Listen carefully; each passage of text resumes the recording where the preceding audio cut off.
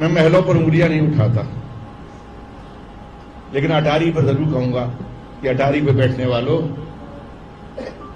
लोगों को इतना नीचे होकर मत देखो कि बहुत छोटे हैं। इस ग्वालियर ने आपको 57 साल का वो रिकॉर्ड तोड़ के बता दिया कि यहां मेयर जो है, आपकी अटारी ऊंची रही होगी, लेकिन आपकी जमीन से यहां मेयर बना दिया है और ये कांग्रेस पार्टी का मेयर है। तो जब ये बदलाव आना शुरू हो गए, मुरैना, ग्वालियर, ये इस तरह की जगहें हैं जहां पर तो अटारी से नीचे देखते भी नहीं थे, अब तो जमीन पर उतरना पड़ गया है।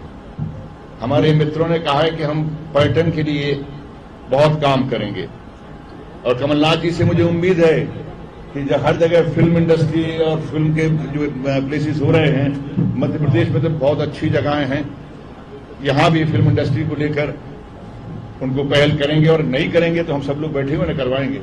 ये भी वैसे बहुत अच्छे राइटर हैं, ये भी लिखते लिखाते हैं, आज यहां पहुंच गए हैं।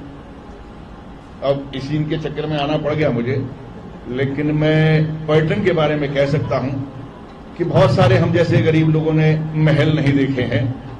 पर्यटन में जो लोग आएंगे वो महल तक भी जाएंगे, महल को देखने जाएंगे, क्योंकि है तो जनता का ही ना, ग्वालियर का ही है ना सब कुछ।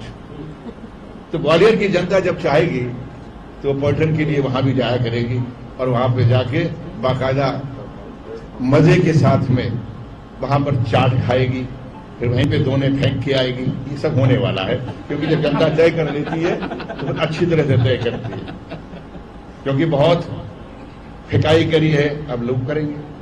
बाकी आप सबसे यही कहूंगा भाई, सीधी सादी बात कही है, प्रेस कॉन्फ्रेंस में नहीं, बल्कि कम से कम आपके चेहरे देख के, बहुत से पुराने चेहरे यहां पर हैं, तो मैंने कहा इनके सामने मैं क्या बोलूंगा, ये तो जो चाहेंगे लिख डालेंगे, और इस वक्त लिखेंगे वही तो जनता की भावना है। तो जनता की भावना से बारे पर जा नहीं पाओगे, तो इसलिए भाई मैं भी आपसे पर नहीं जा रहा हूं, जो मुझे दिल में आया मैंने कह दिया। धन्यवाद।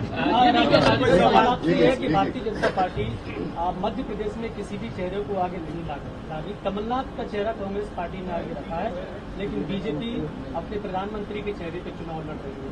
तो ये बीजेपी की दूसरी लाइन है, इसके बारे में थोड़ा एक्सप्लेन कीजिए ना, इसका क्या होगा? नहीं, मैं इनकी किसी लाइन के बारे में नहीं, इनकी जो लाइन है वो तो सब सर्वव्यापक है, सब जानते हैं इनकी लाइन क्या है, तो मैं उस छोटी लाइन की बात नहीं करता ना कि इन्होंने, आप कह रहे हैं कौन से उसके बाद में।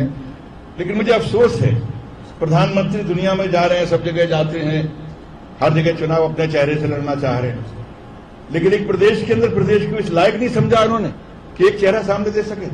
कम से कम कांग्रेस पार्टी में इतनी ईमानदारी है, चाहे कर्नाटक रहा हो, चाहे मध्य प्रदेश रहा हो, चाहे राजस्थान रहा हो, चाहे छत्तीसगढ़ हो, हम अपने कार्यकर्ताओं की जो इच्छा है, उनका चेहरा जो है, हम छुपाते नहीं हैं। ये ना जाने क्यों छुपाते हैं, इनके चेहरों में ऐसी कौन सी चीज चिपटी हुई है जिसके छुपा लेते हैं। ये छुपा रहे हैं, हम नहीं छुपाएंगे। मैं ये जानना चाह रहा हूँ कि पीएम का चेहरा और केंद्र की योजना के आधार पर चुनाव लड़ रहे हैं, तो क्या मध्य प्रदेश का चुनाव बीजेपी नहीं लड़ रही? क्योंकि मध्य प्रदेश की योजनाओं का तो जिक्र ही नहीं है ना। हाँ, इसलिए जिक्र नहीं है क्योंकि यहाँ पर उन्होंने किया क्या, 18 साल से राज किया है, उन्होंने दिया क्या है, क्या विकास किया है। ये भी मैं कल जहां गया था मुरैना में, रास्ते में मुझे अफसोस हुआ कि भाई बीजेपी की सरकार है, बीजेपी के जो मंत्री हैं वहां, गडकरी साहब, दुनिया में दिखा रहे हैं कि हमने पुल बना दिए, ओवरब्रिज बना दिए, यहां क्या हुआ, यहां क्यों नहीं? मुख्यमंत्री साहब इतना वहां पर जो है मंदिर हैं, यहां पर देखिए इन लोगों ने क्या विकास किया। ग्वालियर बचपन से आ रहा हूं, इसके बाद भी आपको 18 साल लग गए पहुंचाने में, 18 साल में हमें पहुंचाने में ना, बिल्कुल नहीं बन पाई। आपने बहुत सही कहा, इसलिए नहीं बन पाई, अत करने वाले अत कर ले, और उसके बाद में इन्होंने 18 साल में जो अत किया है, अभी कमलनाथ की सरकार और कांग्रेस पार्टी की जो सरकार होगी वो 28 साल तक ये हिला नहीं पाए। सनातन का मुद्दा, पाकिस्तान, ये सब चीजें आ रही है, विकास की वजह से पीएम भी ये मुसलमान का जिक्र करते हैं, सनातन का जिक्र करते हैं, किस तरह से गालियां दिया जा रहा है, राम मंदिर का मुद्दा कांग्रेस गाली दे रही है।